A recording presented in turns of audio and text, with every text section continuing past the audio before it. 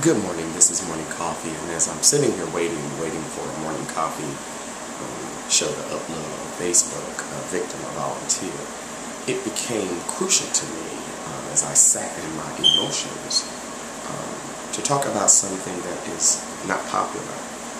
And it's often a subject that comes up, but it's always about the needy people.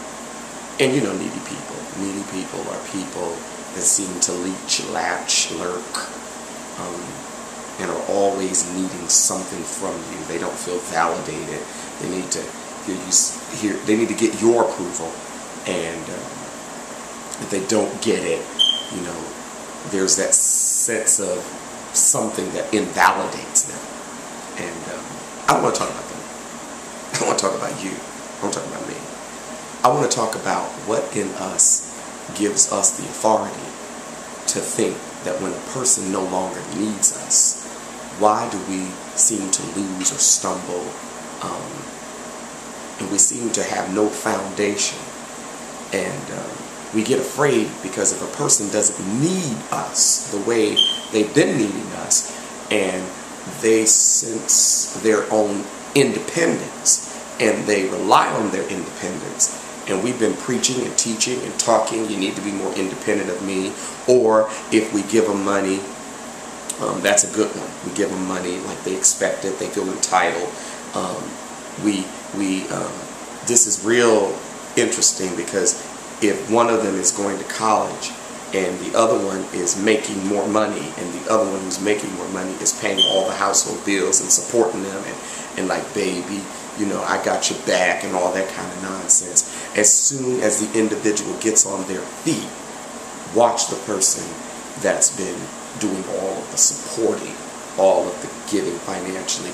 Watch how they are not able to remain consistent in their giving because they never really gave from their heart. They were giving out of a need to control. So as I sit here, and I'm perplexed, and I'm talking about me, perplexed with myself. I'm like, what is it about me that when someone needs me, I want to be there, I want to give all. But as soon as they develop and grow and start becoming dependent of me and not codependent, all of a sudden, I get an attitude. I start withdrawing. This is my reaction. And one thing about getting to know yourself is if you sit still with yourself long enough and you start watching how you react to stuff, you will really get in contact with the essence of your being so that a formidable change could come. Because as I'm sitting here watching my reaction, not saying anything but observing me, I'm not liking what I see. The reality is the needy people depend on us, but the folk that feel the need depend on the needy person. So it's a bunch of emotional chaos and destruction in those type of relationships, and therefore you cannot rejoice with them when they rejoice because it didn't come from you. As if to say it even ever came from you.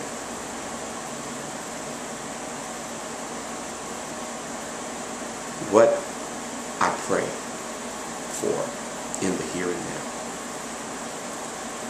is help me to rejoice for the person's independence. Independence of me, independence of whatever. And help me to be grateful. Because this is where we lose gratitude and we lose our luster. Help me to be grateful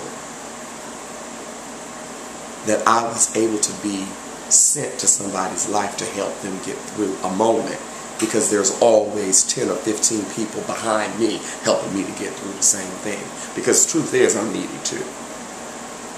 Check it out. Needy people need you, but we need you too.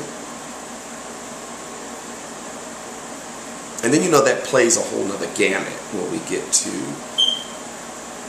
talking about, and now we're moving into, is it love or is it lust?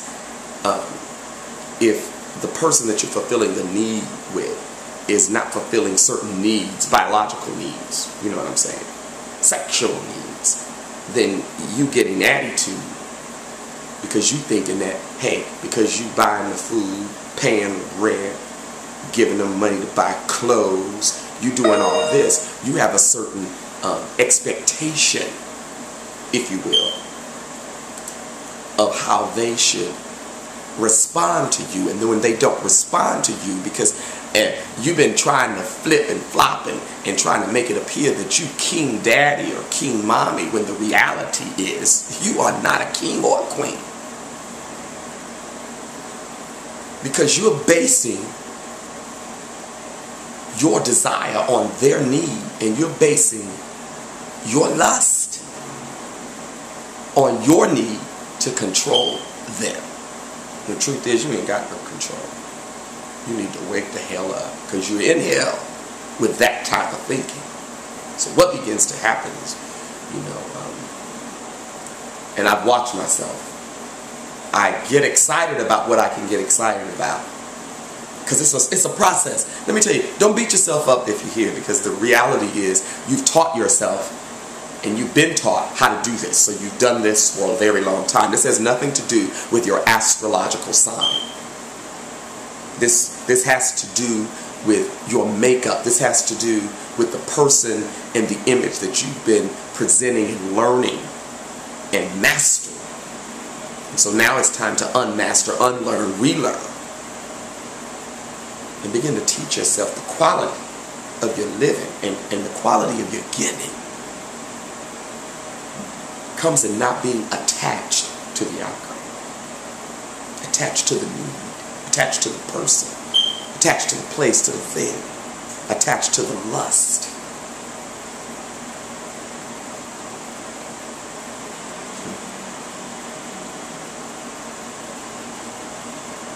I already feel a change coming.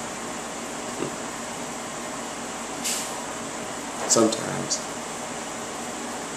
you gotta uncover to recover.